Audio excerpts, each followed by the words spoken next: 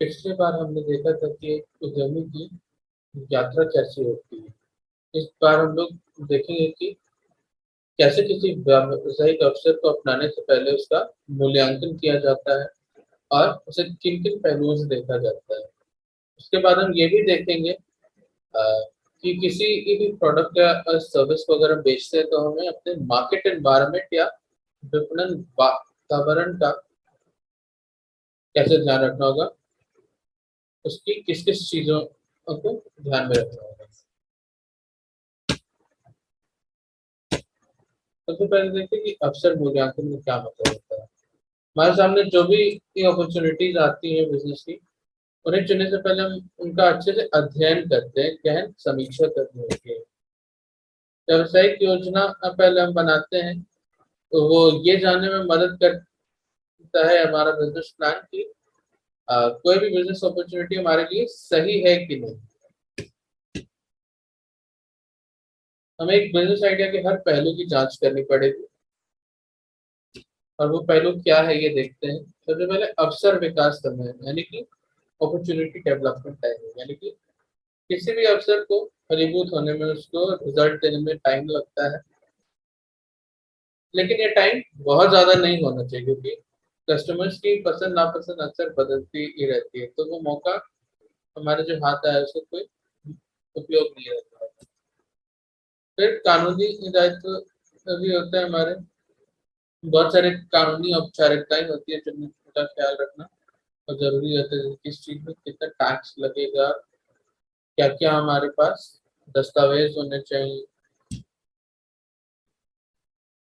फिर अवसर के अनुप्रयोग, इसका मतलब किसी भी आइडिया को मार्केट में उतारने से पहले हमें ये जांच करना होगा कि ये आइडिया किसी के काम आएगा या नहीं, क्यों, क्या लोगों को किसी भी समस्या का समाधान बिजनेस आइडिया से मिलता है कि नहीं, सब हमें देखना होगा। फिर एंट्री बैरियर्स या प्रवेश बाधाएं, बहुत सारे ऐसे क्षेत्र है जिसमें व्यापार करने के लिए बहुत सारे कानूनी रुकावटों का सामना करना पड़ता है, जैसे बैंकिंग हो गया।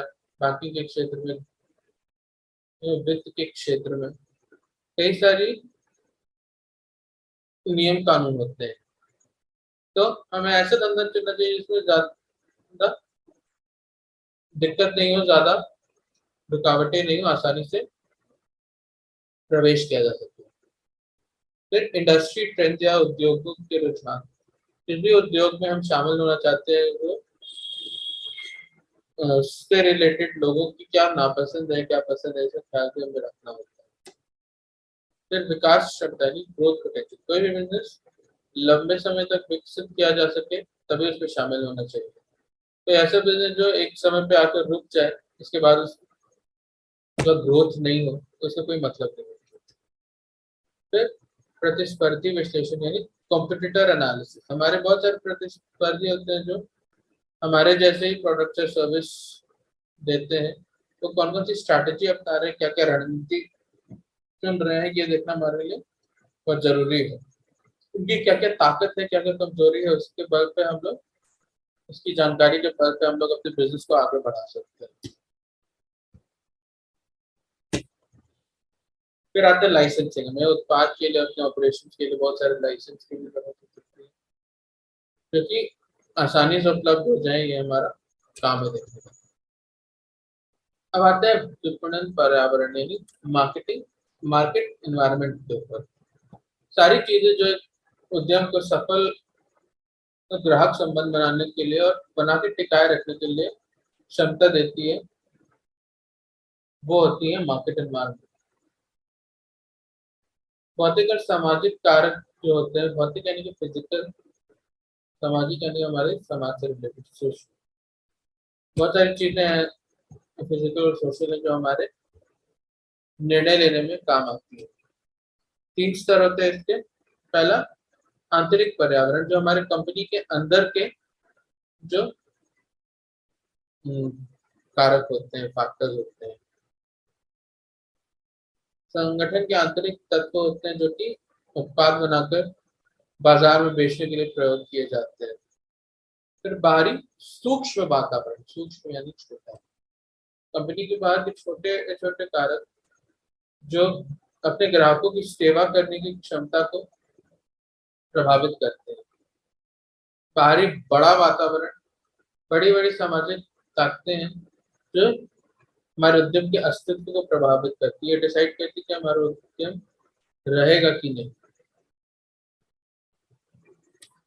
आंतरिक वातावरण में सबसे ऊपर होता है कि क्या क्या चीजें हैं जो कि सीधे सीधे डायरेक्टली हमारे कंट्रोल में आती है। और चीज उन सारी ये चीजों को हम नियंत्रित कर सकते हैं, उनसे जुड़े फैसले हम ले सकते हैं। बहुत सारे विभाग है हमारे, जैसे प्रबंधन विभाग है, वित्त है यानी फाइनेंस, अनुसंधान और विकास यानी रिसर्च डेवलपमेंट, क्रय यानी कि परचेज डिपार्टमेंट, व्यवसाय संचालन यानी कि बिजनेस ऑपरेशन, लेखा यानी कि अकाउंटिंग। ये सारी चीजें हैं हमारे कंपनी के अंदर के एक काम है जो हम अपने हाथ में ले सकते हैं और उन्हें अपने हिसाब से चला सकते हैं। हमारे ये जो आपूर्ति है, हमारी सप्लाई, वो मांग के हिसाब से होनी चाहिए, और आपूर्तिकर्ता जो है सप्लायर्स हमारे, उनके साथ हमारा अच्छा व्यवहार रहना चाहिए, संबंध रहना चाहिए। जैसे उन्हें समय पे पैसे दे देने चाहिए, उनसे उन्हें सही दाम देना चाहिए। ये हमारे विपणन प्रबंधकों यानी मार्केटिंग मैनेजर्स के लिए बहुत जरूरी होता है। अब बारीक सूक्ष्म वातावरण में आते हैं। सबसे पहले ग्राहक हैं, साझेदार हैं और प्रतियोगी हैं। ग्राहक यानी कि कस्टमर्स, बहुत सारा हमारा ग्राहक बाजार होता है। पहले उपभोक्ता बाजार होता है, इसमें वो लोग शामिल है जो अपने निजी उपयोग के लिए सामान और सेवाएं लेते हैं। फिर व्यापार बाजार है, वो अपने सामान के उत्पादन में इस्तेमाल करने के लिए उत्पाद और सेवाएं लेते हैं, दूसरी चीजें बनाने के लिए सामान लेते हैं। फिर सरकारी बाजार, पद सरकारी एजेंसियां जो सार्वजनिक सेवाओं का उत्पादन करने के लिए, दूसरों को माल हस्तांतरित करने के लिए, ट्रांसफर करने के लिए सामान खरीदते हैं। वैश्वीकृत अंतर्राष्ट्रीय बाजार है, ग्लोबल इंटरनेशनल मार्केट, इसमें दूसरे देशों के खरीदार होते हैं, तो उपभोक्ता भी हो सकते हैं, व्यापार के लिए भी खरीद सकते हैं। फिर आता है पुनर्विक्रेता बाजार, यानी कि ये वो गैर व्यवसायिक गतिविधियां हैं जो कि आपसे सामान खरीद के दूसरे विक्रेताओं को या फिर उपभोक्ताओं को बेचती है लाभ कमाने के लिए। अब है पार्टनर्स या साझेदार। इसमें मार्केटिंग बिचौलिया आते हैं जो हमारे फाइनेंशियल होते हैं। फिर विज्ञापन एजेंसियां होती है, विपणन मध्यस्थ यानी कि मार्केटिंग बिचौलिए, इंटरमीडिएट जिसे कहते हैं। इसमें पुनर्विक्रेता आते हैं जो भौतिक वितरण फर्म है, फिजिकल डिस्ट्रीब्यूशन कंपनी है जो कि सामान को एक से एक दूसरे कंपनी तक पहुंचाती है। विपणन सेवा एजेंसी है, मार्केटिंग एजेंसी जिनको कहते हैं। फाइनेंशियल इंटरमीडिएट है, जैसे वित्तीय मध्यस्थ, जैसे बैंक हो गए, फाइनेंस कंपनी हो गई। फिर विज्ञापन एजेंसियां हमारे सामान का प्रचार प्रसार करती है, उसके लिए जागरूकता फैलाती है। वित्तीय मध्यस्थ, बैंक, क्रेडिट कंपनी, बीमा कंपनी। फिर प्रतिस्पर्धी होते हैं जो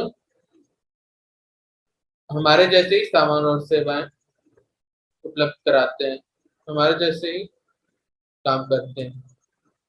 प्रतिस्पर्धी बने रहने के लिए यानी कि प्रतियोगिता में बने रहने के लिए कंपनी को ये विचार करना चाहिए कि उद्योग में उसके आकार और स्थिति के हिसाब से उनके सबसे बड़े प्रतियोगी कौन है।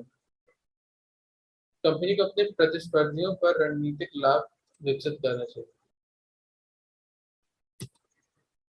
फिर बाहरी बड़ा वातावरण, जब छोटे छोटे चीजों के बारे में बात कर रहे थे, बड़े बड़े चीजों को सबसे पहले आती है जनसांख्यिकी यानी कि डेमोग्राफिक एनवायरनमेंट, जिसमें हमारे कितनी आबादी है, घनत्व कितना है, कितनी घनी आबादी है, किस स्थान पे हम भेज रहे हैं, किस आयु के लोगों को भेज रहे हैं, लिंग यानी पुरुष या स्त्री, किस नस्ल के हैं, और किस पेशे के हैं।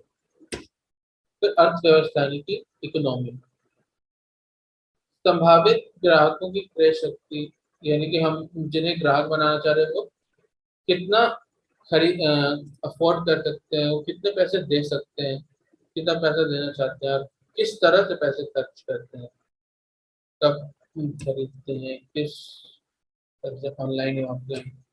फिर प्राकृतिक ताकत होते हैं, बहुत सारे प्राकृतिक संसाधन होते हैं जो कि नेचुरल रिसोर्स, जो कि हमारे रॉ मटेरियल्स में काम आते हैं, उद्यम उसे कच्चे माल की तरह इस्तेमाल करता है। फिर प्रौद्योगिकी है, जितने भी तकनीकी बदलाव आ रहे हैं, नई नई मशीनें, नई नई तकनीकें। फिर राजनीति, जितने भी कानून हैं, सरकारी एजेंसियां हैं, हमारे उद्यम को जो नियंत्रित करती हैं। फिर संस्कृति यानी कि लोगों के मूल सिद्धांत क्या क्या है, वो लोग क्या क्या मानते हैं, क्या क्या सोचते हैं, क्या क्या चाहते हैं, इस तरह के रुझान। यहीं पे हम लोग अपना वीडियो समाप्त करें, अगले भाग को सब